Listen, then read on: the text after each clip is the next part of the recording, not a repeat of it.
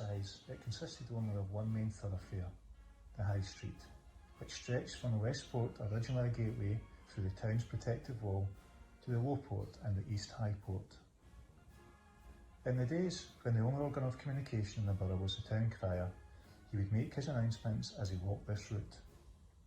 This tradition, that in Lithgow begins at the Westport, is still adhered to on Marches Day, when the flutes and drums begin their perambulation at 5 a.m. Their playing of Lithgow's traditional tune, the Roke in the Row, which would make sure that the townsfolk were awake in time for the events of the big day. This early hour would have been quite normal in past times, as the townsfolk would waken then before a full working day, making use of daylight conditions. It is less common for folk to waken early these days.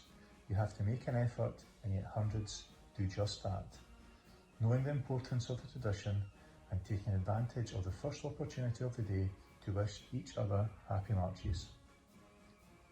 At 6 a.m, the town piper and drummer set off taking the same route, with the Roke in the Row playing once again to make sure anyone who may have fallen back asleep is definitely awake now. In recent years, there has only been a handful of people who have joined them, so if 5 a.m is a little too early for you, why not join the town piper and drummer at 6 a.m on Marches morning? At just before 7 a.m, the Reed Band assemble at the Westport on the site of the old Customs House, a hostelry once run by past Provost Hector Woodhouse's grandfather, to play the 23rd Psalm.